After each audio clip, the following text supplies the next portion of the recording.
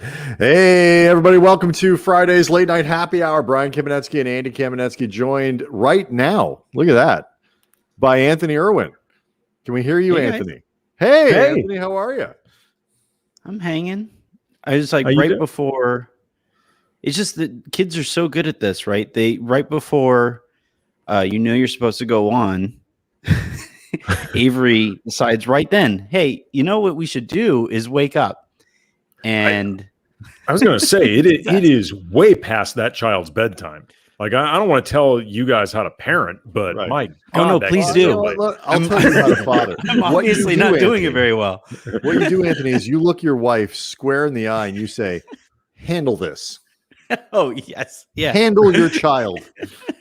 I was like, so we just kind of got her to calm down. She's hanging out. And as I'm walking in here, I tell Jen, hey, by the way, I could send you the link and you can tune in if you want. She's like, I'd listen to you all day, every day. Oh, This is the least thing the thing I'm least interested in doing is listening to you talk more. The My people wife who are actually- least interested in me, well, I did Spectrum tonight. Mhm. Nobody watched. When I'm on the radio, nobody listens. my wife actually. I listen all the time, Brian. Thanks. It was every funny time. on one hand. My wife recently, because I was on Spectrum last week. She did like a little. I guess it was like a little Instagram video or something that she put on Facebook, or it's a Facebook story. I'm not sure, but either way, it was of me on TV. And on one hand, she's showing me off on TV, which was very nice. On the other hand, though, there was the caption of "We all have to be incredibly quiet because your husband's on TV." It's like. I'm not quite sure if this is look at my husband, or look at my husband inconvenience the whole house. That's like the humble brag of that's like an incredible humble brag though, right? Like it's like a low key flex where you're saying, hey, my husband's on TV. Shucks, it's such it puts us out so tough. Well, I mean, both. On one hand, it's kind of a humble brag. On the other hand, it's a little bit of a humility towards me. Yeah. Because again, I'm inconveniencing the house. So it's a little bit of both.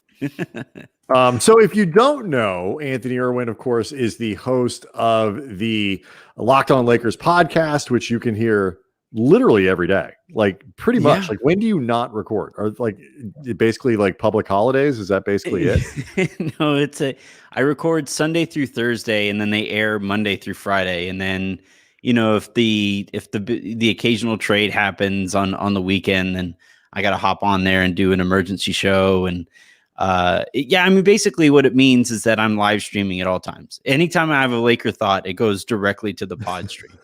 I've actually embedded a chip in my brain that takes me straight to the Wi-Fi. So what do you do? What do the Lakers fans that follow you do on a night like tonight, where the Lakers aren't playing, but the Celtics and Clippers are playing each other? Mm-hmm.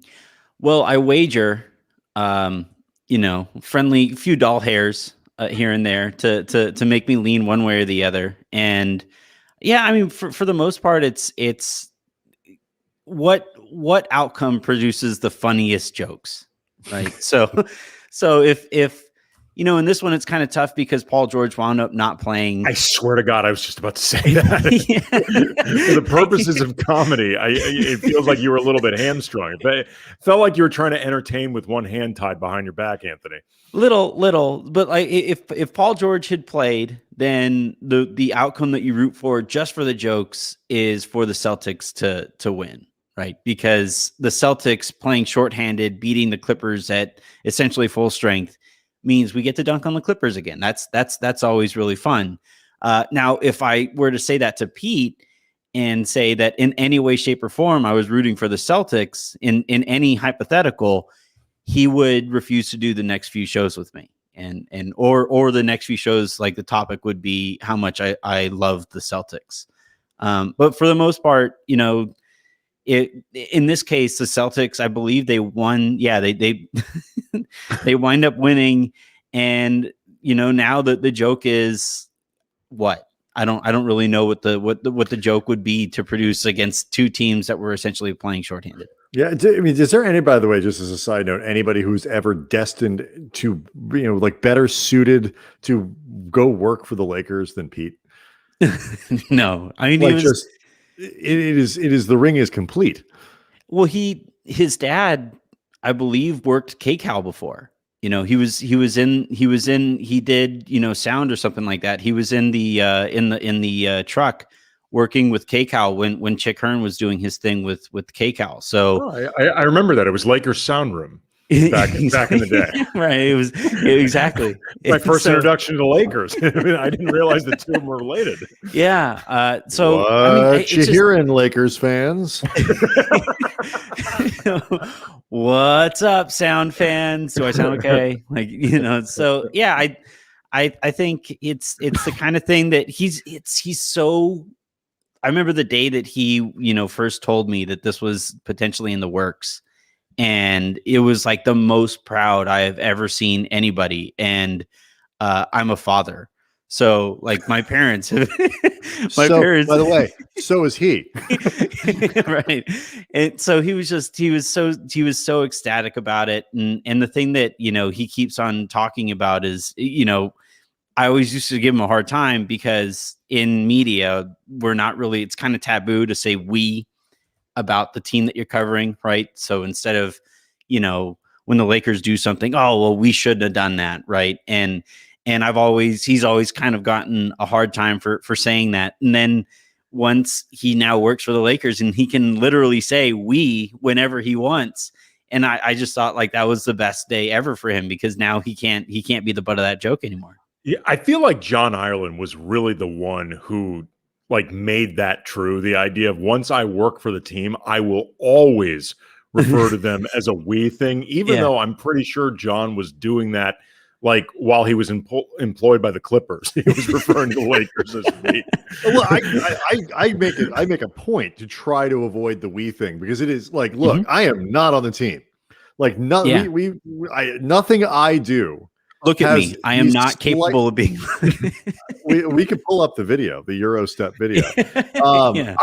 Nothing I do has even the slightest bit of influence on anything that ever happens in El Segundo. And so I try to make that very clear. If they hired me, I'd be a we in a heartbeat. Like you cut me a check. Absolutely. You put me on the payroll. I'll be your we. I would capitalize we, you know, but so, I mean, I was just going to say, I mean, if you're somebody who's been associated with a team for a long time in terms of media coverage, like Brian and I, for example, we've been covering the Lakers for quite a while. And I don't think we do it in a way that's totally homery, even though like I've made it very open that I've been a Laker fan for a long time. I was a Laker fan before I ever started doing this. Can we get away with referring to the team or what they do as we? I'm not even saying we should or shouldn't. I'm just saying, like, at this point, if people know we're not doing it in a totally homer coverage type of way, like if it just feels easier or just you're just including us all in one big ride for the season, like, is it okay to actually ever pull the we?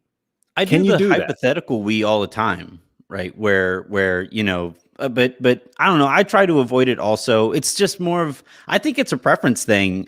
We've reached the point where the facade of complete and utter objectivity, like we all know that that's impossible, right? Well, it's the dirtiest secret is you're really supposed to be like part of our jobs is to say what we think is happening. Like you know, the idea isn't that you can do it however you want, but you try to be like truthful to people and stuff. But I mean, we're it's the job description to not be objective. Yeah. Well, I just think be honest. You know, because what you run into if you try to overcorrect, nobody's going to pay attention to you. So it's not like Celtics fans are going to be like, oh yeah, I like that guy who covers the Lakers.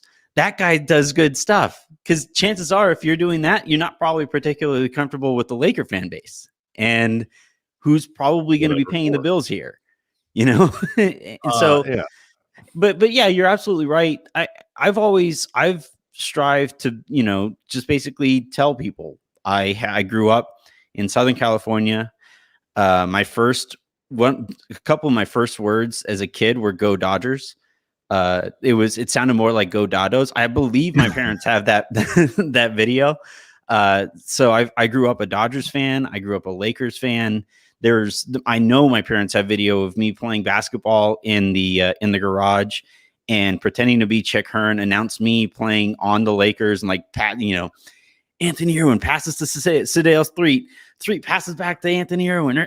Irwin looks in the shot, and how did Chick call your Euro step layup? Don't ever do that again. And so, mustard off the hot dog. Yeah, exactly. But we were, but in this though, the one place I will kind of push back on is when people say like, oh, he's not a true fan. He's not that shouldn't impact my coverage at all. I'm just being honest. When the Lakers were terrible for the first 7 years of my covering them, I had to say that they were terrible and that they kept falling on their face. And you can only sugarcoat like 19 win seasons to a certain you can talk about 19 were incredible. It's like there's only because Andy and I we were not we weren't number one on the list, but we weren't at the bottom. Like people weren't always happy with the coverage that we put out in at the LA, with the station after games and stuff like that. And my attitude was always like, we're doing the best we can. Like, I'm not going out of my way to vilify the organization. I know how this works. Like, they're a partner. I get it, but you got to win a few more games. Help me help you. Help me help you.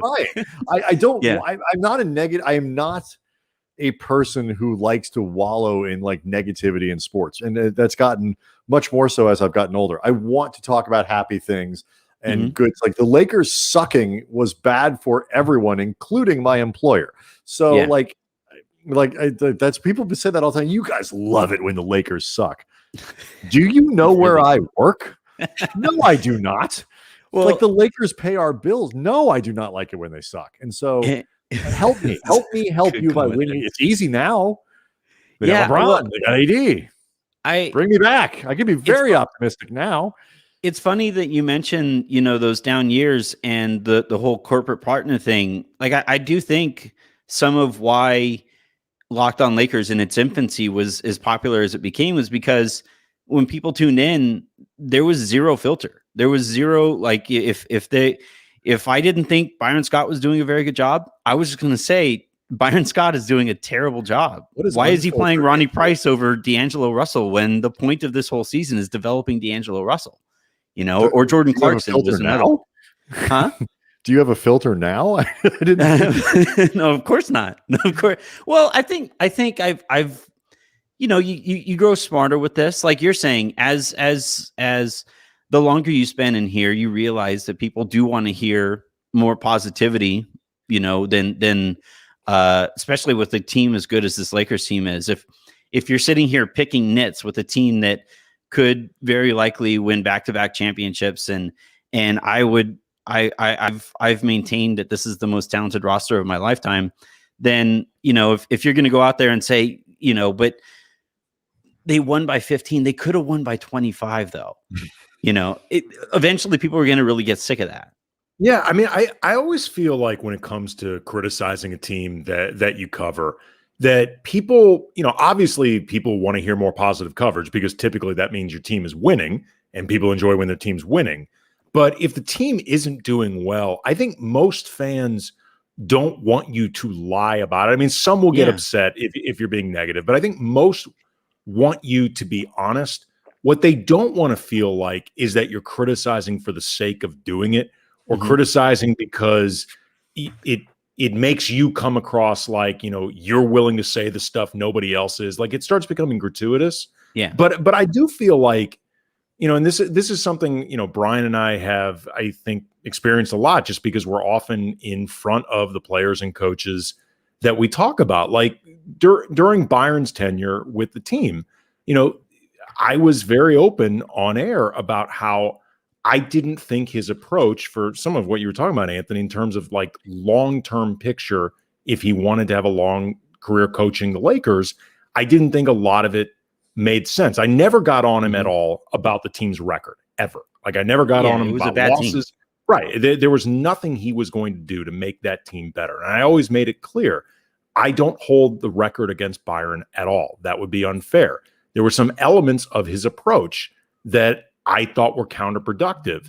But like Byron heard a lot of this stuff. And I know that because he and I always talked about it.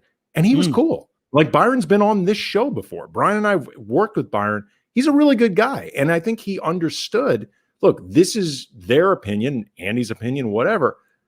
I think they're wrong. And I don't have to agree with it. And look, there's obviously certain stuff that Byron is going to be more of an expert on with that team. Like, are you sure?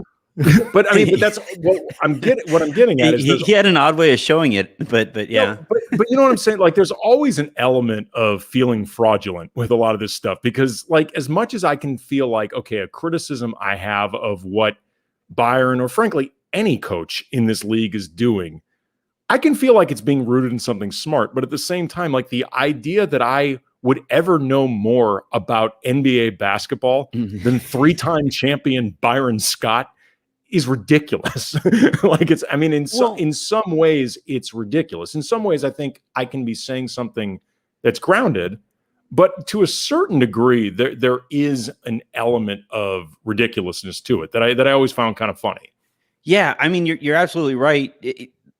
All you can do is offer up what you see and the analysis thereof, right? We've all watched basketball for long enough. Now, have we ever been involved with an NBA locker room where those decisions affect us or affect our ability to do our job? No, obviously not. But, you know, with that being the disclaimer in bright lights above us, you can still say it made zero sense whatsoever that Ronnie Price was getting minutes over Jordan Clarkson when Clarkson finished as I believe, all NBA second team rookie or something like that, having only played like half of that year. And I just think I understand where Byron was coming from, and I totally get that he has forgotten more about basketball than I'll ever know, but he also has his blind spots. He also has his biases, and he preferred the way that Ronnie Price played. He preferred a veteran who had been around the NBA for kind of bounced around, worked hard on defense, worked hard in practice, was a quiet kind of go about your business kind of guy. He preferred that to these young rookies, these darn millennials who have no idea what they're doing and just believe they should be given everything. That's just coaching in general. I mean, coaches prefer predictability. But all right, so the I would say the biggest news other than the Lakers just Andy and I talked about this on the podcast, which dropped today. Like the game they played last night should just scare the shit out of the rest of the league for all kinds of reasons. And we'll talk about that probably as the show goes on. The biggest news though, I think is LeBron and the All-Star game, because the Lakers have got 2 games against Oklahoma City this week. You got a game against Memphis. In theory, this is they're all at home, a week where the Lakers should win a couple games.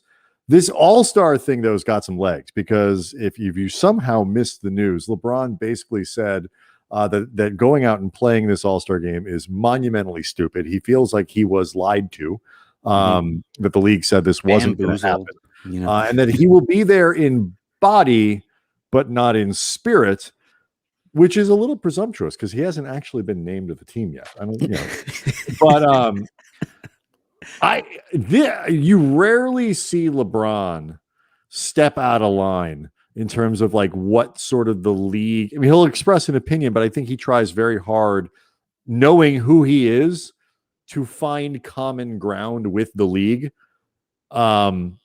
He's not doing it here. And it's going to give a lot of freedom to a lot of players to say exactly the same thing. And it has. It has. Yeah. But like, it would not shock me if you start to see a lot of pileup. So start here, Anthony. Before we get to whether is LeBron correct, what do you think happens because of what LeBron is talking about? It's fascinating. He's the loudest room in every room. He's the loudest voice in every room he's going to be in. He's the loudest room in every voice. Yeah, like a Russian nesting doll of rooms. But he's the loudest room in every room. In Russia, room voices you. But the the thing with LeBron is he's always the only time I can really remember him not being measured was when they first talked about fans not being in the stands, right at the very beginning of COVID, as we saw it at that time, right? And they were saying, well, we're going to play these games and they're going to be in empty arenas. And he said, the reason I do this is to get the fans going and entertain those fans that are in the stands and stuff. And then he very quickly walked that back, right? But I think the difference here is that he walked that back because it was the societally smart thing to do, to recognize that, hey, we got to be smarter about this, and we can't push for this thing that the science does not back up. The science at no point during COVID has been, hey, we should just pack everybody in this building because LeBron wants to entertain a bunch of fans. So it was easy for him to walk that back because it was the right stance to take. In this one, it's going to be interesting here because it's still the right take, what he's saying. I still think he's correct in saying that this is a really dumb thing to do. We saw the debacle with Kevin Durant just tonight with how COVID is going, but it's also, they aren't going to have fans in the stands, and this is probably the right, monetarily speaking, the right thing to do for the league. So is he going to continue to be an ambassador for the league, or is he going to, kind of stand by what's best for him and his team? And this is the first time we're really seeing those things kind of butt heads against each other. So how he handles that is going to be really interesting, because he's also kind of sort of throwing Chris Paul under the bus, because apparently, according to reports that I've seen, Chris Paul is the one who's really pushing for this from the players union. Obviously owners or governors want it because it helps their pockets. Well, I was interested from the player side where that's coming from. And it seems, based on some of the stuff I've been reading, it might be coming from Paul. Well, here's the thing, though. You have to remember, Chris Paul is representing the entire league, and the overwhelming majority of the players in the league don't get affected by there being an all-star game one way or the other. So a lot of them may be in favor of having an all-star game and getting that extra chunk of revenue because they're going to go on vacation anyway. Like, right. It's really, and by the way, I mean, I think Chris Paul will end up making the team, but it's not a given that he'll be there. And I'm not saying that he's making this decision because he doesn't think it'll affect him anyway. Adios, boys. I'm going home for no, but I'm saying I don't know if Chris Paul is like the head of the Players Association, has to go either way. Like I literally don't know. I suspect he's there. Right. I mean, so he may be affected regardless, but it's similar to how when the league was debating the bubble and in the Players Association, they had to weigh in on whether or not they do this. I was like, I guarantee you're going to get the buy-in from players, because the majority of them either aren't going to have to go in the first place or know that they're going to get eliminated in the play-in or the first round, and then they're done anyway. Like there's only like 6 or 8 teams max that could really look at the bubble and say, I'm going to be inconvenienced for a while. For a long time. So I was like, I guarantee they're going to find some way to sign off on this because there's too much money at stake. If you're a Washington Wizard. Well, no, they were there. I mean, let's take a step. Like, you're right. Bull. You're a bull. If you're a warrior, you're definitely voting for it. This is money you don't even have to do anything for. I'm all for that at all times. Give me. That is my goal as a I think as a person is to be paid like one of these professional athletes to not show up. Oh, like I mean, he is a wretched, god awful person, but good for Lou Dobbs getting canceled today. He is making a shit ton of money for doing absolutely nothing. He may though lose some of that money in a big ass lawsuit. Yeah, but that's why he's getting paid a shit ton of money for doing absolutely nothing. It's the American dream. He's finally achieved it. He's crying about cancel culture and wiping his tears with $100 bills. but it is important to remember though, Chris Paul is representing a lot of players around the league who might be in favor of an all-star game because it doesn't affect them one way or the other. You know what I've been thinking about a lot in regards to the situation is, we keep on hearing that we're living in this era of player empowerment this and player empowerment that. But what it really is superstar empowerment, right? I don't think Lonzo Ball and Brandon Ingram and Josh Hart felt particularly empowered during that stretch where they were trying to trade them for Anthony Davis.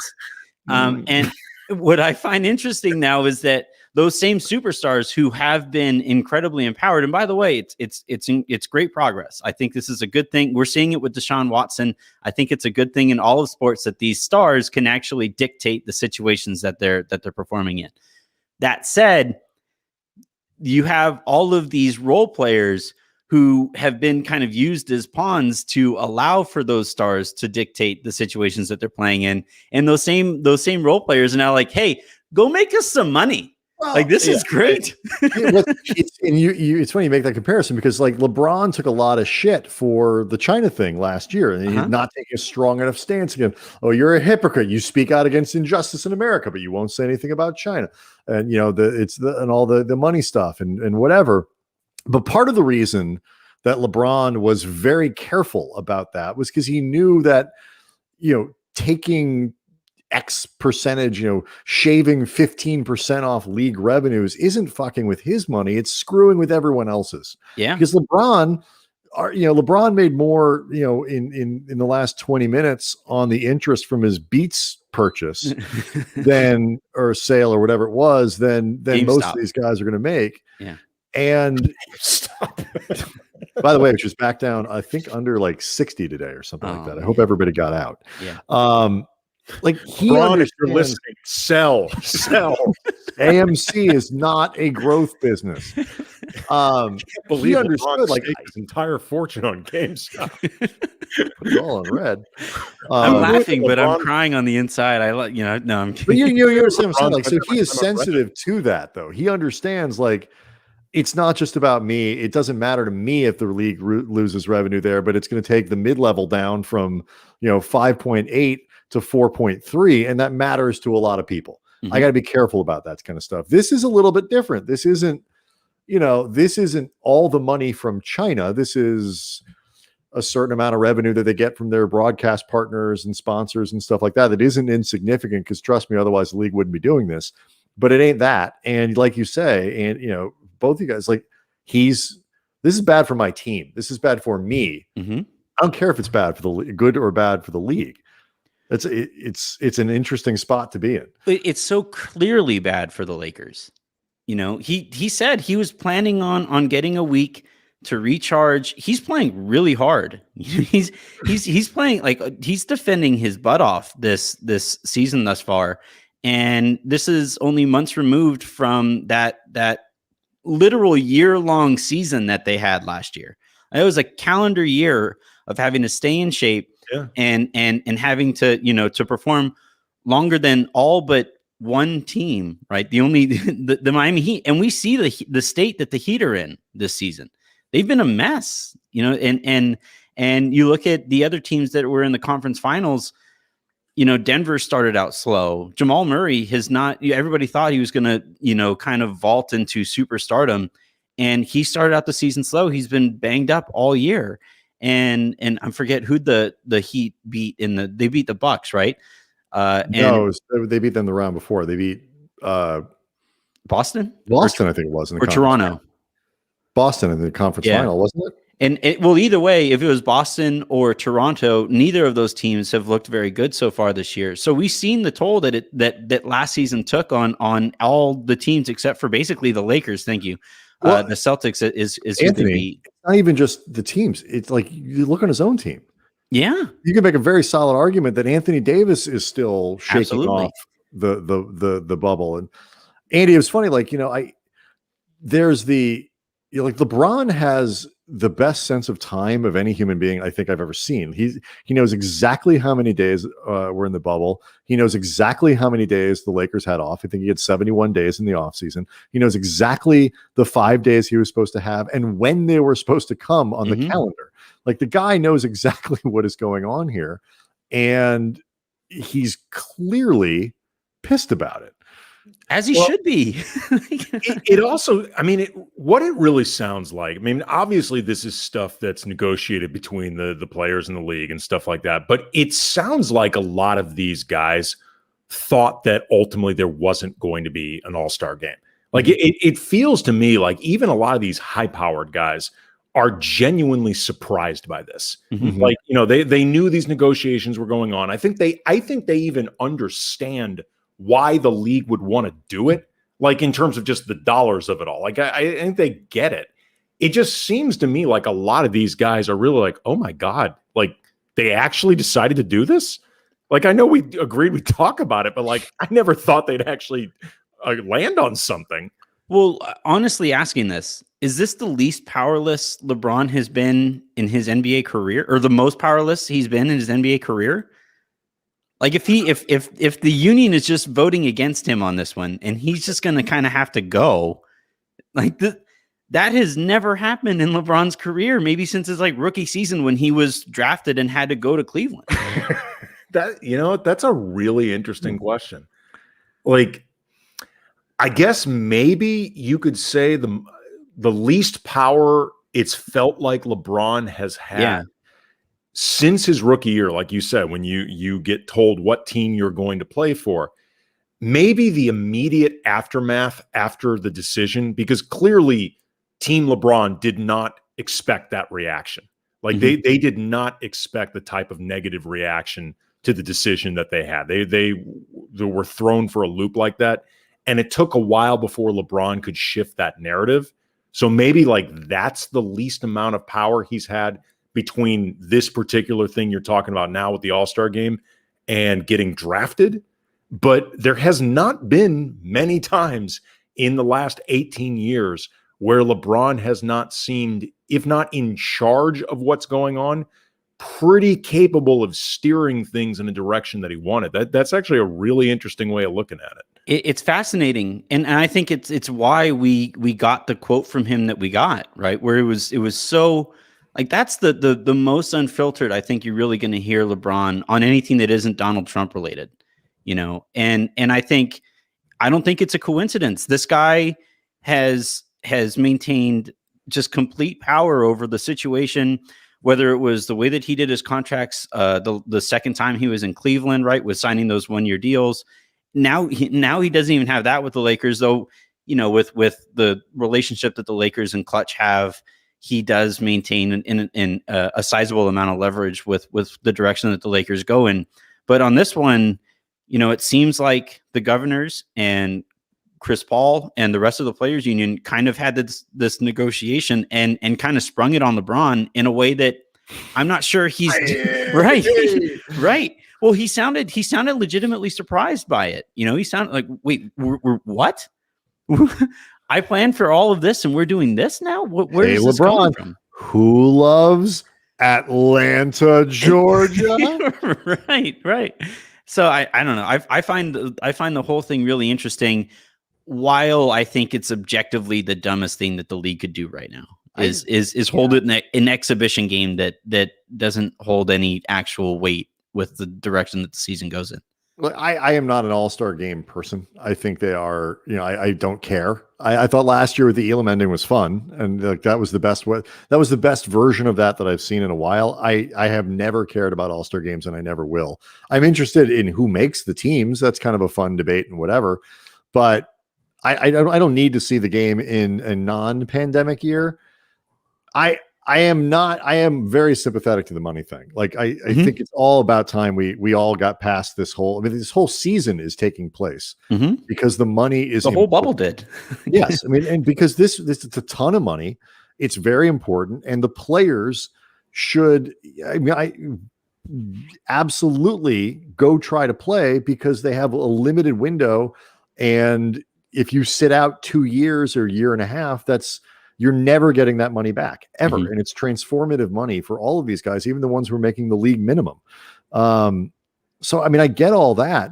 I'd argue, especially the guys making the league minimum. Right. Because those guys aren't normally in the league for particularly long, and they don't normally have opportunities to make 6 figures after that. No. And just think about how, you're sitting there going, it's not that much. But like, think about how much different your life would be if you could start off your early 20s, you fall out of the league in 3 years or whatever. You play 3 years in the NBA, you played at the minimum, you fall out of the league and you banked, $1.6 million. Like that is a good heads. It's not fuck you money that you can live off for the rest of your life, but it's a good start. I think. Yeah. Everybody who has any understanding of the financials behind blogging would say that that's chump change, but still, right.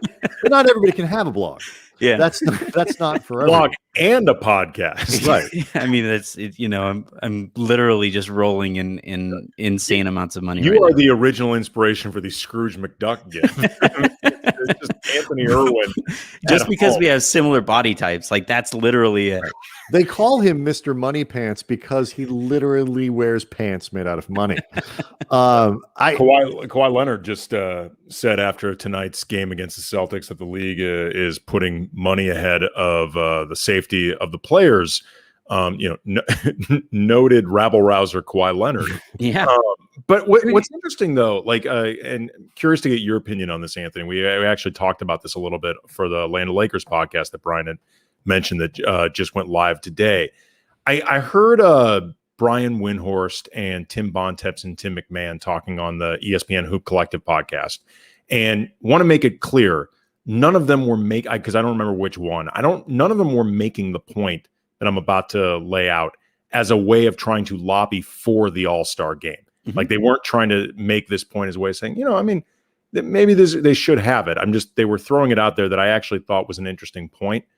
Given all the testing that is going to go on with the All-Star game and the rigidity of it and the frequency of it, you could argue that all the players involved with the All-Star game might be at less of a risk to actually contract COVID or be exposed than all the other players around the league that are going to be left to their own devices, some of whom may be actually going on vacation. Mm-hmm. Like you could actually make an argument that those players might be in a safer, more controlled environment.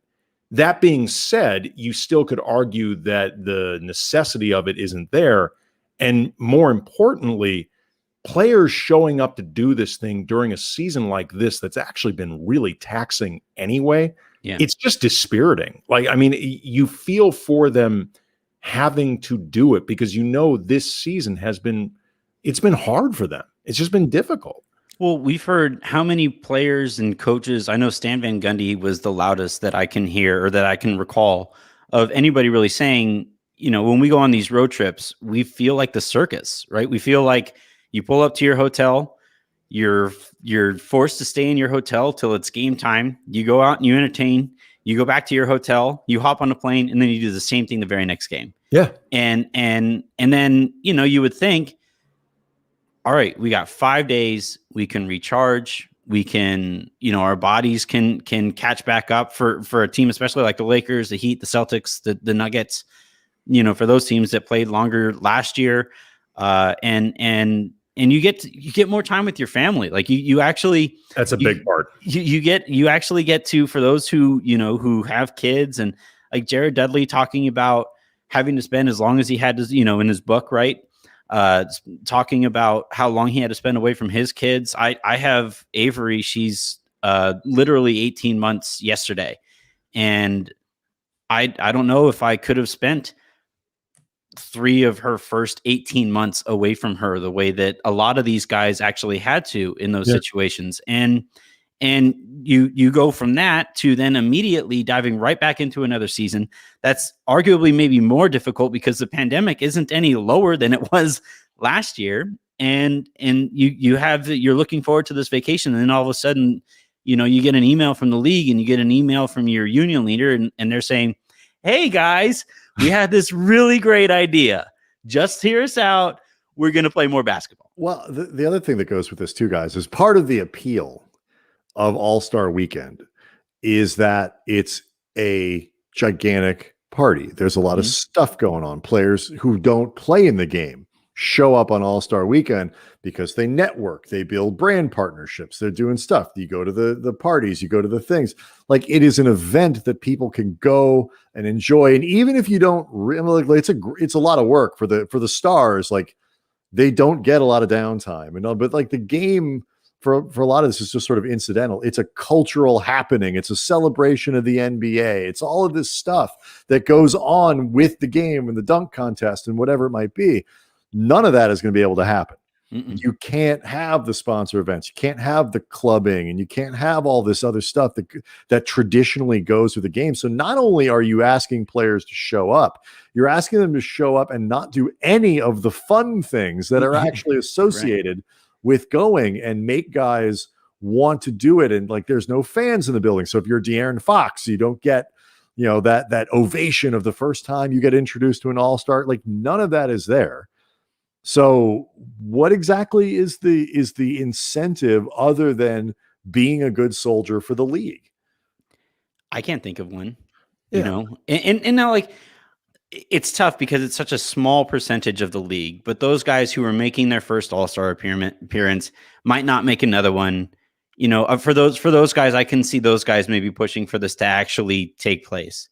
But outside of that, and that's only maybe a handful of players, you know, it's basically, it sounds like the majority rule here is, hey, can you guys do us a favor and go earn us some extra BRI so that we can continue to rebound from the financial debacle that last year was.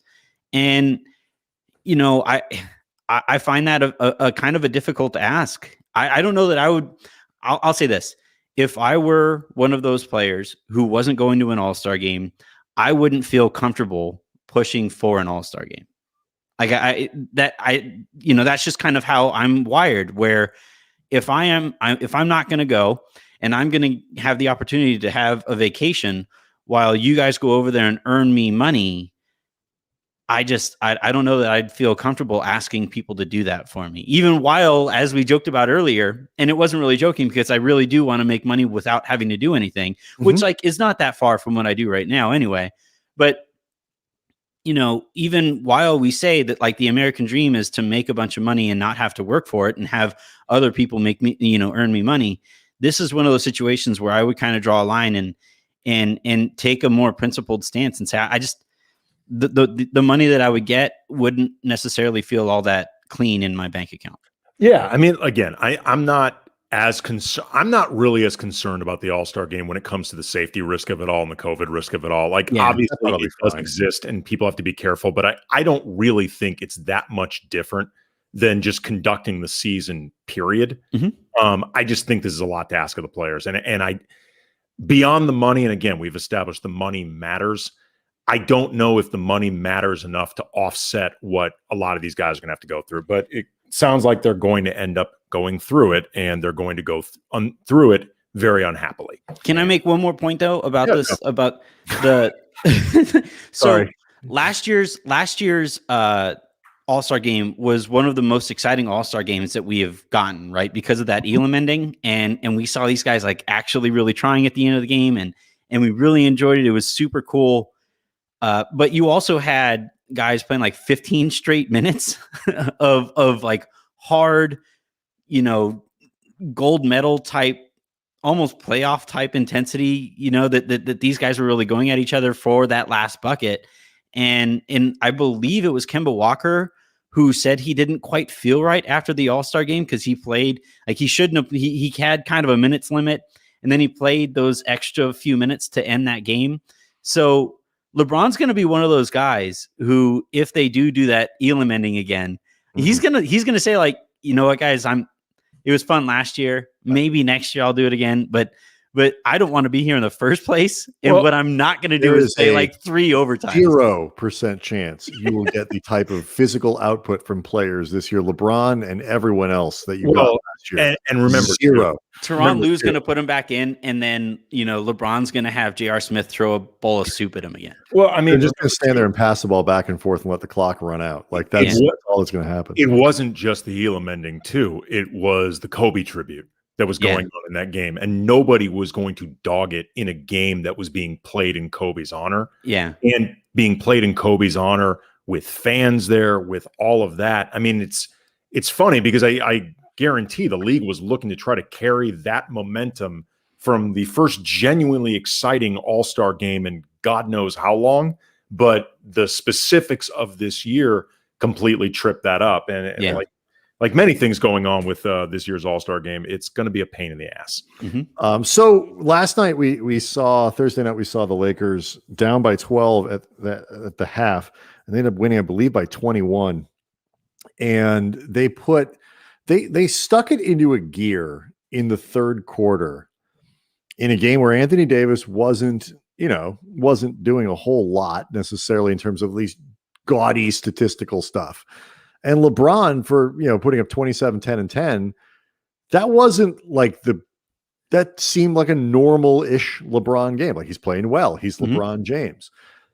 That gear that they put things in the third quarter and into the fourth must have been incredibly discouraging to everyone else in the league when you see what Kuz did and you see what THT did and all that kind of stuff. So I want to get your thoughts just on that game generally and what you saw from it, but then kind of project forward to, if you are one of these other teams, where do you think you attack the Lakers and where do you think you have a chance? Utah has won like 700 games in a row.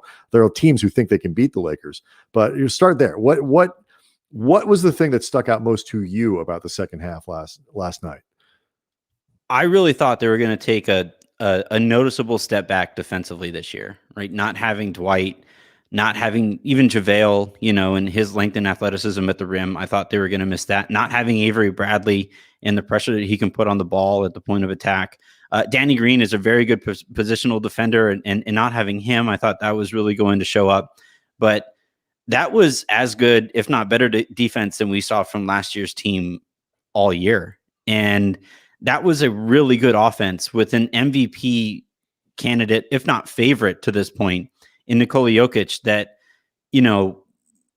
I recorded with Adam Matas, who does Locked On Nuggets, and then he and I do Locked On NBA last night. And he was saying, like, that was a bad Jokic game, and he hasn't played any of those bad Jokic games to this point, and it's just hitting that gear and doing so. It wasn't just, they had that 15-0 run at the end of the third, but they gave up 35 points in the entire second half to the fourth best offense in the NBA. And, they were missing Gary Harris, but he's not going to help your offense. He's a great defensive player, but he's not going to help your offense very much. And they were missing PJ Dozier, but like nobody's going to, it's like missing Kendrick Perkins in that one Game 7 that Boston fans love to bring up all the time. Daniel House for Rockets fans. Right. Yeah. Right. Danwell House. Oh man, some of the stories that came out of Houston from that. But detour. The thing that really kind of struck me is that play that Schroeder made, where he dove twice there at the end of the half, and we didn't see an immediate response from the Lakers, right? Because they gave up that really lazy offensive rebound to end half, and Denver goes up by 12. But like the way that the Lakers came out and defended and then followed up those stops with just incredible fast break opportunity after incredible fast break opportunity. And LeBron is pushing the ball, and you're seeing this wave of Lakers coming at the Nuggets, and they had no idea what to do with it. I don't know that any other team in the league has that gear in them. And if they do, it's not for as prolonged periods as the Lakers can put together. I mean, if you look at last year, by the way, Jokic in the playoffs, going through his game logs, the Lakers did a pretty good job in all on him last year too. Mm-hmm. I mean, he still had a couple really good games, and he's a really good player. He's going to be a handful, but the Lakers did, on balance, a really good job. Andy, don't you think that at least there was some concern though, Andy, that like with losing Dwight and losing JaVale and some of that size, that a player like Jokic, if you're trying to find, okay, what kind of team could hurt the Lakers? Well, maybe it's a player like Jokic who has that kind of size and now mobility because he's, skinny Jokic and all that, could give the Lakers some trouble. And no, apparently apparently not. I mean, to some degree, sure. But I mean, the truth is JaVale was a non-factor in that series. It was really Dwight. It's like, how much do you think Dwight specifically mattered in that series? And remember, Dwight, as the series went along, got a little caught up in the antics. And, after a while, I was like, dude, settle down. Like enough of the shit talking and bad Batman jokes to Jokic. Just settle down and play. But assuming you trust Marc Gasol, to be able to offset, the athleticism advantage Dwight has over him with just, the dude is a load. I mean, Marc Gasol, when he parks himself in the lane, there ain't much you can do with him. No. I wasn't necessarily that worried. I mean, I understand where that concern came from, and it existed. I think it was more about just the Lakers downsizing their overall size in losing, JaVale and Dwight and gaining only Gasol. Like, how much does just losing overall size matter? Like, the Lakers last year were a physically imposing team. Yeah. This year, they're merely just imposing. Like, how much does that actually matter? And so far, the answer seems to be not much. Well, I think one thing that we saw from the Lakers, especially in that second half, was Caruso and Schroeder has really, Pete and I just keep kind of marveling because we thought the Lakers were getting this guy who was going to kind of inject some speed into the offense and add, a couple extra dynamics to, especially the half court and pick and rolls and stuff like that. But for the most part, I've actually been more impressed with him on the defensive side and how hard he works on that side. And, so you have his speed out there. We all know the team defender that Caruso is. Kuzma's trying as hard as he is, and THT had I think the best game that he might have all year last night. And the way that they were swarming Jokic and swarming Jamal Murray when they had opportunities to do that, and then either turning them over or just not. How many possessions did they have where it got to like 2 seconds left in the shot clock and they had the ball 30 feet away from the basket? And you just say like, well, I guess I got to shoot now. And that's a great offense that they're doing that too. And by the way, the Lakers offensively weren't anything, spectacular. I mean, for much of the game, this was one of those games, and we'll turn to the rest of the league here in a second. But like, this was just one of those games where you look at it and go, yeah, I mean, obviously any team could beat the Lakers. The Pistons beat the Lakers like in a game, but 4 times in 7 tries. I just don't. Not to be a prisoner of the moment here, I don't know who that is. But so, okay, like, how good are the Jazz?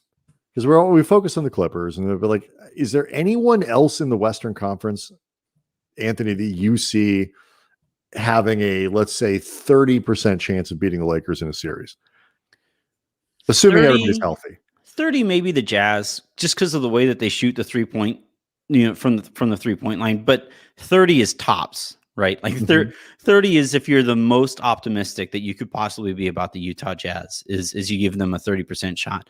The problem with Utah is their wings defensively are Joe Ingles and Bojan Bogdanovic. And that's not going to scare LeBron at all. He's looking at them and it's just like giant pieces of barbecue chicken that he sees in front of him, and we've seen how many years of Rudy Gobert getting played off the court in the postseason. And every year it's the same thing from Utah Twitter, Utah Jazz Twitter. Oh, this year's so much different. Look at what he's doing in space and look at the field goal percentages that he's allowing this year compared to last year. And it's like, yeah, that's the regular season when he's playing on any given night, Jeff Teague, or somebody like that. But in a 7-game series where you have LeBron James able to scout your defense, scout your offense, and you have Anthony Davis as the center point of that. And I say center point on purpose because he's going to play more center in the postseason. When the Lakers really flip that switch and look their most imposing, it's because AD is at the 5, and I just haven't seen anybody who can match up with them on both sides of the court. Like, Brooklyn can score with the Lakers, but they sure as heck can't stop them. The Clippers can give the Lakers problems defensively, but I don't know that I would go out of my way to say that I'm all that nervous about their offensive ability against the Lakers. So yeah, I just think on both sides of the court, I said this at the beginning of the year, and this was one of the things I wanted to get your thoughts on because you guys have been covering this team for longer than I have. I think this is the most talented Lakers roster of my lifetime. I'm 34 years old. I'm not counting the Showtime years because I was born in 86, right? So their last championship there was 88. Now is 2. And I'm not going to go ahead and count those teams, but 3-peat Lakers, back-to-back champion like Kobe Powell teams. I think this is a better roster, not better team because we don't know how this season has gone, but I think this is a better roster than any of those years. I think, and I made a couple people angry last year talking about this, but like the pairing of Anthony Davis and LeBron James is better from just a pure talent standpoint, Yeah. than Kobe and Pau, because LeBron is better than Kobe Mhm. and Anthony Davis is better than Pau. So you put those two things together, and in the NBA, Andy, where talent is the deciding factor in everything, two guys, one guy, two guys, three guys can have an outsized impact. When you have those two guys, assuming AD plays like he did in the playoffs last year, that makes them better, I think, just on a talent level than the teams Anthony's talking about. Yeah, I mean, the Kobe Pau team is interesting just because, I mean, even if you want to say that LeBron and AD is a better duo than Kobe and Pau, and I'll concede that argument, just to move this along, Kobe Pau is still really damn good. Oh yeah, absolutely. Right. But then what I was going to say is, if you go from there, it starts becoming a question of what do you think makes a team more loaded, like Lamar Odom, Andrew Bynum, Trevor Ariza, or Ron Artest versus the next three guys on the Lakers. But either way, you could make the argument, I think, even if you don't know yet if it's the best team of your lifetime, Anthony, this may very well be the most loaded roster that you've ever seen the Lakers have, regardless of how this thing shakes out. Mhm. Like just the amount of talent and options on this team. And like last year, it was LeBron and AD, and then a bunch of role guys that you largely just expected, stay in your lane, don't try to do too much, don't do too little. Mhm. These two guys can handle the rest. Nobody else is really being asked to do that much. There had been some hope that DeMarcus Cousins maybe could regain form and be that third guy, but it didn't end up happening because he didn't play. There was some hope that Kuzma could maybe be the third guy. He ended up not playing that role, and it didn't matter. Mhm. This year's team, though, has more pure talent than last year's team, and this year may just be the most loaded since those Kobe Pau's rosters. And Anthony, just I'll let you jump in here in a second, but like just to Andy's comment about guys being in their lane and staying in it, their lanes are better. Like Kuzma is in a better lane this year than last year because he doesn't have to. He's not relied on to be a guy who puts the ball on the floor and creates his own shot. Cut, shoot from the outside, and he's actually making them this year. Make yourself available on the move as a cutter. Go play with energy and do that kind of stuff. And it's actually THT who's doing the things that Kuz was sort of thought of to do last year as that third scorer.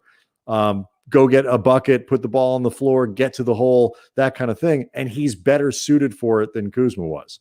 So not only, the lanes are better for everybody. Well, it's the way I kind of look at it is last year you had to Andy's point, you had a whole bunch of guys who all you're asking is don't make us worse, right? Like just please just fill your lane and allow LeBron and AD to be as special as those guys can possibly be. This year, you actually have guys who on any given night can make those guys better, right? Mm-hmm. Make the Lakers better. Montrezl Harrell can go for one of those nights where he scores like 22, 25 points. And like we saw it, who was it against? Oh man, I forget which game it was. But I think it was a Bucks game. Yeah, it was a Bucks game because it was Connaughton for that Milwaukee kept kind of he kept winding up on Harrell in isolation. And I believe it was Chris Webber who was calling that game as the color commentator. And he was saying, oh, they're just bullying Connaughton. They're putting Harrell in isolation, and Connaughton has no chance whatsoever at guarding him in space like that or that close to the basket. And Harrell legitimately went out and made the Lakers better. Schroeder's gonna have games like that. On occasion, Kuzma is capable of hitting 4 or 5 3-pointers and making the Lakers better, and not just filling his lane, but enhancing his lane and enhancing the team. And I don't know how many role players. Lamar was like that with the back-to-back teams, but I don't think the Lakers during the three-peat era had any role players who could enhance what the Lakers were doing on any given night. This is just it's a fascinating team because for so long we thought the goal is to get a big three, and to have 3 stars on your roster and then hope to fill it out with enough guys who are below market value to make those guys as good as they can be. But because the Lakers only have 2 of those guys and they could afford to go out and really kind of spend on upper tier role players who are still below market value, albeit, but still, like, I am of the opinion my entire career has been made by setting low expectations and clearing them. Like that's all I have done from day one. And this year I said, yeah, it's just ask Jen. Like all she asked for is like, hey, can Avery be upright when I get home? And I said, I got you. That's I have that covered. If I look at her and say, woman, control your baby. and well, that's what I say to our dog, Callie, wrangle Avery. And so I got to do a podcast. Exactly. But this year I had no problem whatsoever saying that this is the best team of my lifetime. And by the way, I've seen nothing to this point that would dissuade me from that line of thinking. I would say really quick before we get to, I know we want to shift to Trevor Bauer signing with the Dodgers. Mm-hmm. I think it is conceivable that the Clippers, the Celtics, and the Sixers could beat the Lakers in a series, but I would put my money on the Lakers in all 3 cases. Yeah. I think it is conceivable with those 3 teams. I can think of about 5 teams where I'd be like, okay, I could see that. I wouldn't bet on any of them, and that includes the Clippers and Bucks. So. Yeah, I think we have to see where JJ Redick shows up. And I know Bradley Beal is putting out there that he doesn't want to leave Washington or whatever. But if the right team gets desperate enough, like if Denver, for example, gets desperate enough, Michael Porter Jr. played 20 minutes against the Lakers. If they basically say, hey, we really want to go for it this year, we want to try to maximize this. Here's Gary Harris, Michael Porter Jr., a couple picks. And they go into a series against the Lakers with Jamal Murray, Bradley Beal, Jokic, and then the rest of that kind of core.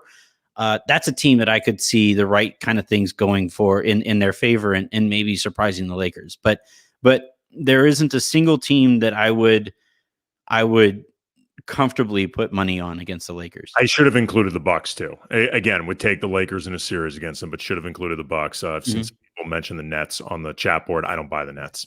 The Lakers, but I can conceive of the Nets winning. Like again, I wouldn't. Nope.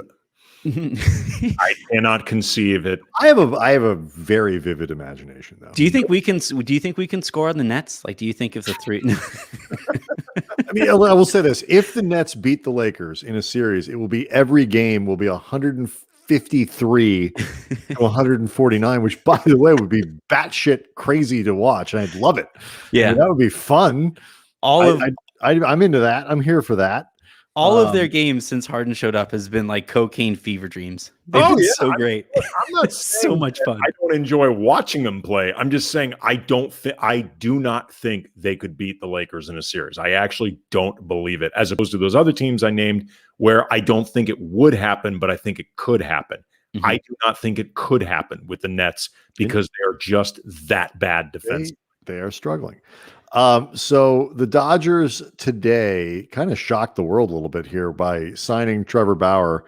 The contract is really, I mean, it's essentially kind of a 2-year deal, I think is really what it's designed to be. It's worth $102 million. It's got opt out after year 1 and year 2. So Bauer's going to make $40 million this year and $45 million next year. This is an interesting one for Lakers fans, for Dodgers fans, because on the one hand, Trevor Bauer is by far the best free agent pitcher available right now, and the Padres have made some moves and they've done some stuff, and everybody wants the Dodgers to just kind of keep getting better, to keep that gap between them and the rest of the league as large as possible. On the other hand, Bauer, as Andy has been pointing out, we had a long text conversation about this, isn't as rock solid a gamble or a bet as other sort of ace type Cy Young winner style guys or whatever, and is kind of an asshole, and has a legitimately disturbing couple series of incidents where he is I think legitimately could be seen as bullying women online. One was you were a Dodgers fan. yeah. Your first words your parents said were Dodgers. Go Dados. Go Dados. Yeah. So this is the first time, like all of my, I grew up in Orange County in Yorba Linda, of all places, Richard Nixon's birthplace.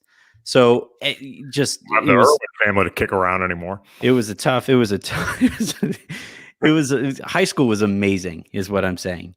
But all of my friends are basically Angels fans. And every time the Dodgers do anything, we're like, well, the response is always, well, you guys just go out and you buy World Series. You finally went out and you paid enough money to get a World Series.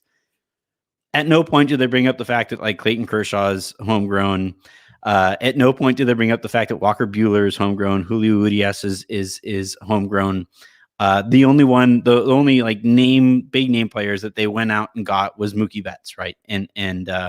And yes, they paid a bunch of money to keep him here, but you know every other team in the major leagues would have made that trade because Boston went out and decided they wanted to be below the tax line.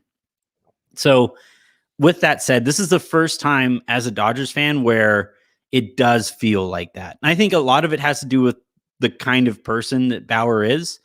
It's hard to have any kind of moral high ground given the stuff that he's done online. Look, I got to be honest. I'm Mexican. And he went out and very happily tweeted that he was in favor of the wall and all of that stuff. And that kind of stuff like that, it's going to rub me the wrong way because I just think that stuff is offensive and un-American, quite frankly. Yeah. And so like in that respect, it's tough. That said, like for people who come from different backgrounds and just look at this as another opportunity for the Dodgers to go out and win a World Series, you know, people compartmentalize things all the time. Michael Jackson still gets listened to, and Kanye West still gets listened to, and that's just kind of how things go in the entertainment industry. And for me personally, all I can say is that I felt kind of gross about the signing because the guy, he went out and dunked on this girl for days on end, like days, and you know, sent his fans to her account, and she didn't at him. She literally just tweeted like he is her least favorite athlete, and he spent days attacking her online, and that's just terrible human being behavior. Mm-hmm. That's just not the kind of thing that you do. And the fact that this guy is now, I believe, the highest paid pitcher in baseball, just in terms of highest paid player. Probably player. You know, in monster contract. I'm gonna look it up. I mean, I'm just sure in terms of like average income per year. Yeah, for the next few years. So like that, I don't know. It just says a lot about where we're at, that guy gets to brag about that, and the fact that it's the Dodgers who give him that money. Now, does he help their chances of winning a World Series? Yes, he's a Cy Young winner. He has incredible stuff.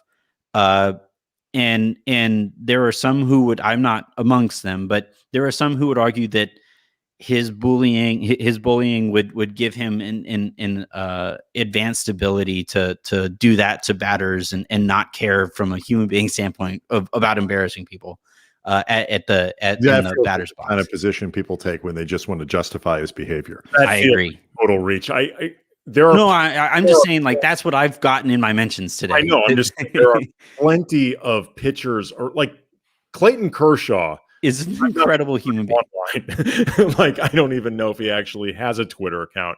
Clayton Kershaw is perfectly happy to embarrass every batter that he ever faces. He doesn't go around Twitter bullying. Like, well, I mean, look at the beginning of this, you know, kind of really the kind of the mass understanding, I think, of the Me Too movement. There's always this section of people who say, you know, well, look, you know, now every, you know, one accusation, this, that, 1, 2, whatever, you know, these people, it's like, well, yes, most of us, like, I do not mean to discount the possibility of people, false accusations and what that can do to your life and this and that, whatever.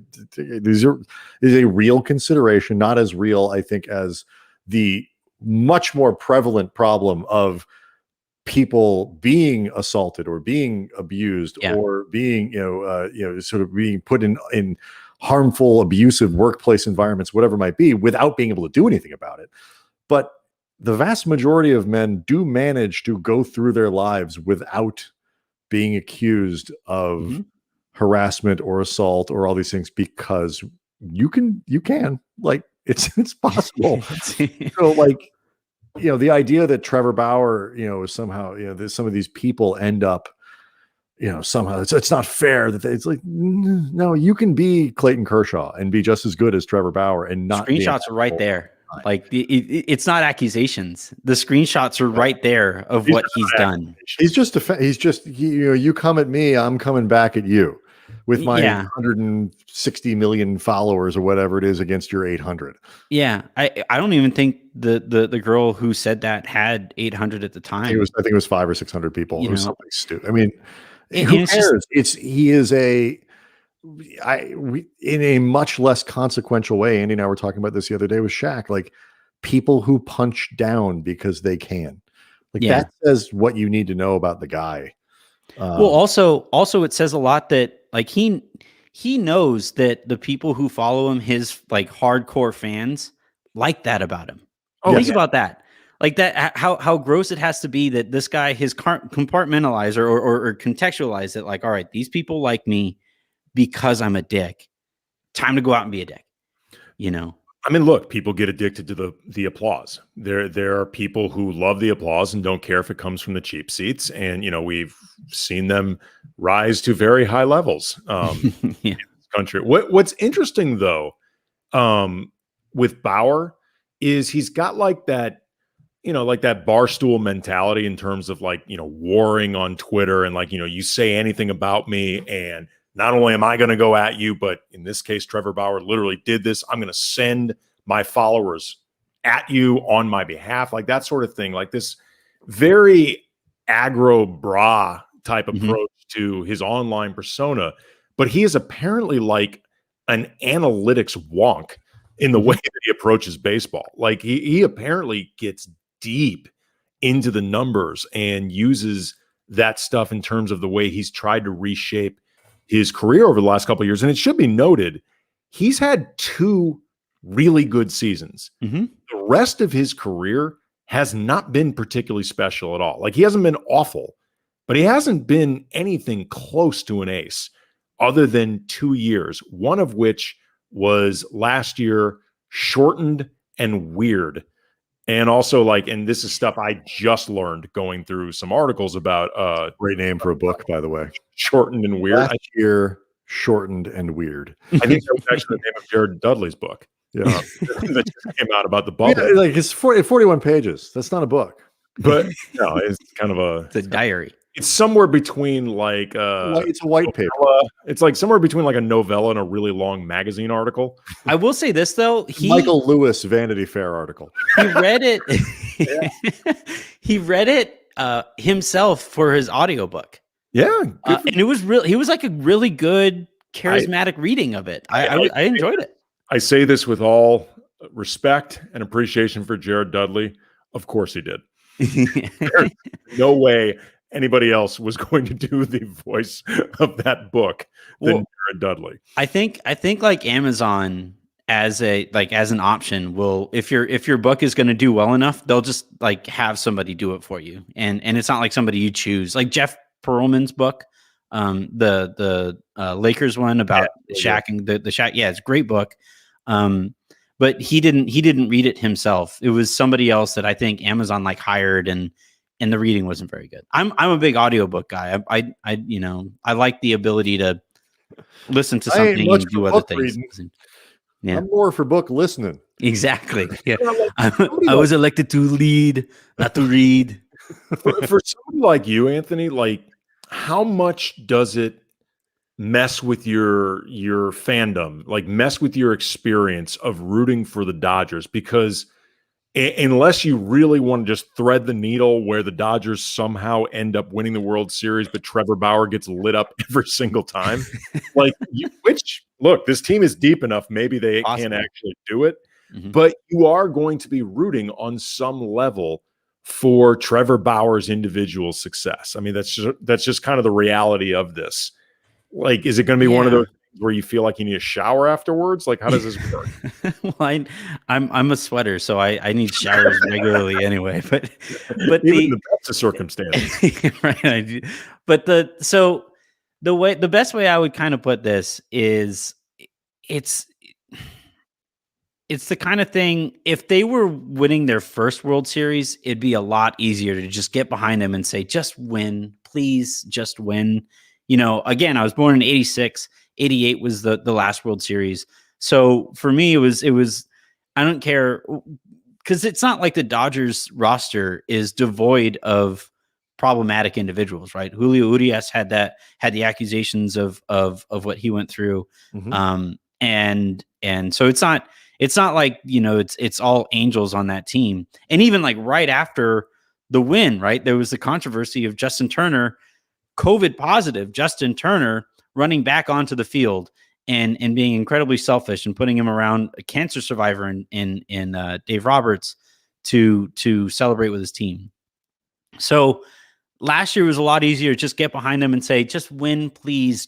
I just want to experience this once. This year it's different because I have that in my back pocket. And this year, while I'm obviously going to be rooting, 95% of me is going to be rooting for the Dodgers to win. When Bauer starts, if he gets lit up, oh well. just don't get lit up in Game 7 is all I'm asking. The luxury of the Dodgers signing Bauer is, it's very rare where you could take the Cardinals just picked up Nolan Arenado, and that's where Andy and I grew up, and the first allegiances and all that kind of stuff. Like it's hard to be like, if for some reason I hated Nolan Arenado, it's hard for me to hate him simultaneously and hope the Cardinals win, because if he sucks, the Cardinals aren't going to win. Trevor Bauer could have a terrible year, just terrible. And the Dodgers could still cruise to a World Series. Yeah. So it is possible to thread the needle here, to root against Bauer and root for the Dodgers. But it's a fascinating, sports is not the only place where we compartmentalize. We do it with musicians. We do it with actors. We do it with anybody who has a skill and a talent and a craft that we appreciate and enjoy. But it used to be, I think, something that was nobody paid much attention to in sports, especially. And now you get much more of it. In football with concussions, in baseball with domestic violence, or you're a bullying, or just a guy being a kind of a dick. It's getting harder to do those things because we realize we probably shouldn't have been to the extent that we were. Yeah, I think so. I think just generally, while I can understand, I think a perfectly reasonable stance for sports fans nowadays is, would I prefer that the players that I root for be good human beings? Absolutely. But at the end of the day, what a fan is going to do is root for the thing that brings them the most happiness. What brings me the happy? What brings me the joy? What allows me to escape my life for a little bit? And now, like, there are obviously lines that you don't cross, right? There are things that even the fan who is the most loyal to their team and the most wants to just get away from societal issues and all of that and just focus on their team, there are still things. Curt Schilling, for example, a tremendous pitcher and all of that stuff. And enough people at this point have said, that guy is a terrible human being. He rooted for the insurrection. That guy should not represent anybody in the Hall of Fame. And I'm perfectly okay with that. It's just, for this Dodgers team, baseball is kind of a unique sport too, right? Because individual performances doesn't always have the greatest impact on like Mike Trout is the best player in a long time. Angels have been terrible for a really long, basically the entirety of his career. So, like you said, Brian, themselves a title. Right. They should try it. They really should. Don't knock until you try it, Angels fans. That's what's always gets me is that like if they bought a World Series, it's not like they would say like, oh, we spent too much money on this team. Like nobody would ever say that. But if I would prefer that all of the Dodgers be saints and all of the Dodgers be good human beings and all of them be Clayton Kershaw's. But at this stage, I think we know that there's a percentage of people out there, and it's going to be represented in sports too, where there are just dicks out there. And if they happen to be on your team, then they happen to be on your team, and you got to try to find a way to thread that needle. And, like we saw it, we've Jason Kidd is sitting on the sidelines with the Lakers, and there's a whole bunch of people I was very uncomfortable with the hiring, and not just the hiring, but they made him the highest paid assistant coach in basketball. That was not something that I was particularly thrilled about as I'm teaching my daughter about basketball. This team that I love seems to not care that much about that, and if she asks me about it, I just got to be honest. Yeah. Well, I mean, look, like we were talking about before, this compartmentalizing is something that we do in life, whether we're talking about with sports, whether we're talking about with entertainment, whether we're talking about in the workplace. Often, maybe not to certain extremes, but you often have to tolerate coworkers that, you genuinely don't think are particularly good people. Sometimes you have to do it with family. Yeah. Just ask Pete. Yeah, exactly. I mean, Harrison, same thing. Those guys had to work with me. What those guys put up with. But, like it happens. Like, sometimes I can speak from personal experience. I have tolerated certain behaviors from family members that I would not tolerate from anybody else. Yeah. Does that make it okay because they're family? No, but you end up doing it specifically because of that reason. And it doesn't feel good, but you end up doing it. Yeah. I like both my parents are ardent conservatives, ardent Trump supporters. And does it make Christmas awkward sometimes? Yeah, I would say so. The occasional pandemic, you guys could get around it this year. Anthony, surely if politics didn't make your Christmases awkward, you would. So I mean, it's what I go for, really. But that said, am I going to cancel am I going to not allow my parents around my daughter? No, it's not an option. It's easy. It's really easy to tweet that, and I see all kinds of people tweet that, like, if you're down with that guy, then I can't be down with you as a human being. It's like, yeah, it's a lot easier when it's not your folks. Sure. And it's kind of the situation that some people find themselves in. I way down the rabbit hole, but like this is an argument that, I live in California, live in Southern California. Most of my friends are liberal. Most of my friends are probably a little bit more liberal than I am. Most people would consider most people that I went to high school with and grew up with consider me pretty damn liberal. That is one place where I routinely just can't go with people. Like, yeah, F you, you voted Republican, I just can't do it. And so, and I won't, but, for Lou Dobbs. Lou Dobbs, my problem with Lou Dobbs is not that he's a Republican, it's that he is batshit fucking crazy. Did you see that? I saw a clip going around today that he was like thanking Trump for our ability to have a nice weekend. So that's an old clip. What kind of North Korea stuff is that? That's insane. But Lou Dobbs, Andy, that's another thing Andy and I were joking about today. Lou Dobbs believes shit about the election and Donald Trump that even Donald Trump doesn't believe. Like, yeah, Donald Trump thinks that Lou Dobbs is a little nutty about this stuff. Like Lou Dobbs and the pillow guy, like Trump puts them off and like, you guys need to slow your roll a little bit. I mean, sure, I'll take. If anything, he's like, hey, you guys got to be quiet. I'm getting sued. You guys got to stop. We lost. Stop talking about it. Yeah, it's a lot of this stuff is just complex.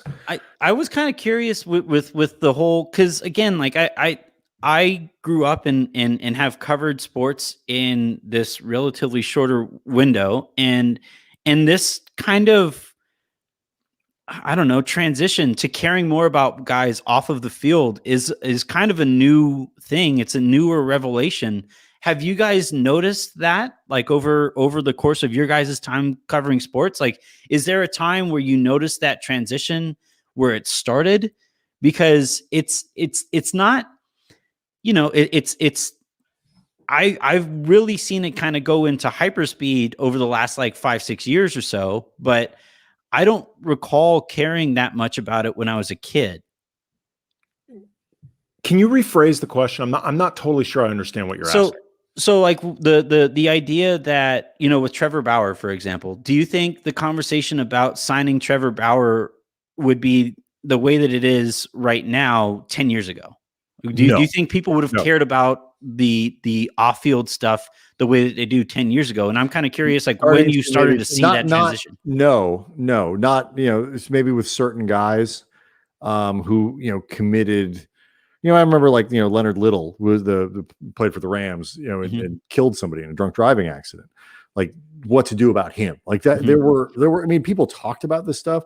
The difference is people talk about it in like different, like nobody cared, like the stuff with oh God, I'm blanking on his name. The pitching coach for the Angels that came up this week. Oh, Mickey something.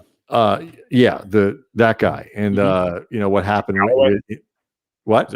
Are you talking about Callaway? That guy? Yeah, Mickey Callaway. Thank you. And the guy with, you know, the Porter with the Mets, like nobody cared about the stuff like vis-a-vis women.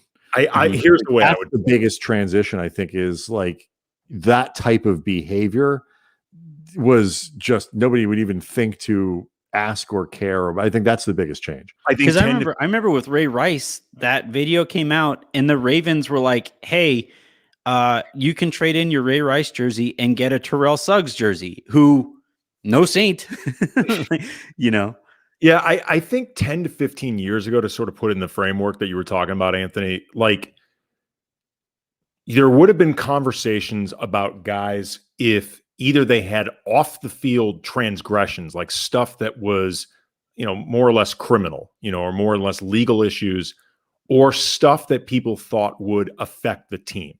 You know, like the Kobe Shaq feud, things like that, like guys who seem to have issues in a locker room, their behavior that didn't fall into one of those baskets. No, that really wouldn't have been. It took something like Colorado, which was just high profile and incredibly serious to kind of penetrate that bubble.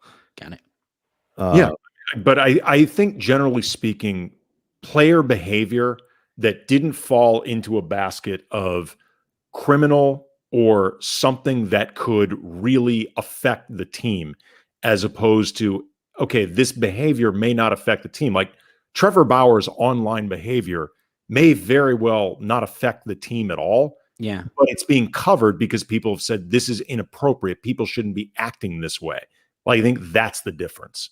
Yeah, it's interesting. The only reason I ask is because like I'm kind of curious what started the transition. And I kind of wonder if it was just social media that a lot more people had voices in this thing, and they could say like, yeah, congratulations, you guys got a really good pitcher, but the guy's an asshole. Social media, you know, the Me Too movement, I think just societally we've been moving in different directions that at least just blanket tolerance for that type of behavior is lower, even if it's not.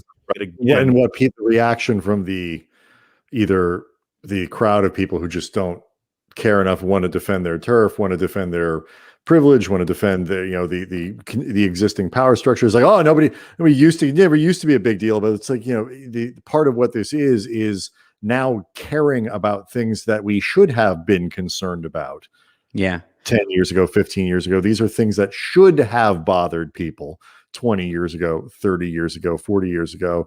And we'll go here. We don't have time to get all the way into this, but, you know, the biggest difference between the way the Bill Clinton impeachment and, you know, Monica Lewinsky would have been handled then versus now. Then it was a sex scandal. Now it would have been a power scandal, a power dynamic abuse scandal. And people would have seen it for really what it was, which is the sex part was the least important part of that, as opposed to the power and that were in play there. This, I believe, will be the subject of the next Locked On Lakers. Well, also, like, I mean, I think we also need to point out, like, a giant difference is it's a much more diverse media, and the people who are covering the sports, you know, a lot more women are covering sports now than there were 10 years ago. And they've done an incredible job of speaking up and being a voice for those victims out there. Look, I'll be totally honest. I had either forgotten some of Trevor Bauer's behavior or was not aware that it actually happened, just because baseball's not my primary sport. And, these Cincinnati Reds and the Cleveland Indians are often none of my business. But when Trevor Bauer got signed by the Dodgers, there were a lot of female reporters, Molly Knight, Kavitha Davidson, other really good reporters who brought this stuff up that, again, I'd either forgotten about or didn't know, and I'm glad they did. Absolutely.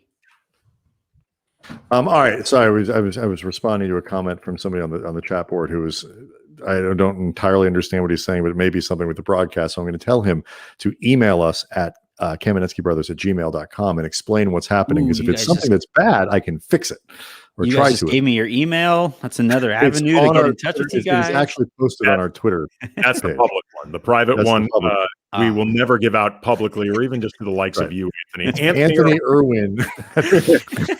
All right.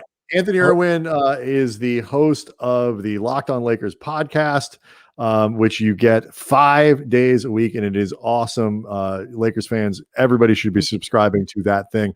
We have a banging lineup next week, starting with Zach Harper on Monday. We'll do a lot of movies and some basketball. Ben Lyons is going to join us for our 100th episode. Whoa, Anthony, we've done 100 of these independently since leaving the station. And so that's Tuesday. Wednesday, Chris Johnson. And Thursday, Ricky Cobb, who's the Super 70 sports guy. And then Claire DeLune on Friday. Really great lineup of dudes and women coming up next week. And even got some people lined up for the week after that. Like, we're on a roll. Yes, we are. It's a great product. I'm always really excited when you guys tell me that, hey, we have a spot for you. Just I get really excited about coming on the set. Well, in 2024, when we invite you back, when the next spot opens up for you, the year of Kobe. Yes, exactly. All right, man. All right. Have a great weekend, everybody. Appreciate it. Dank you, Nederland.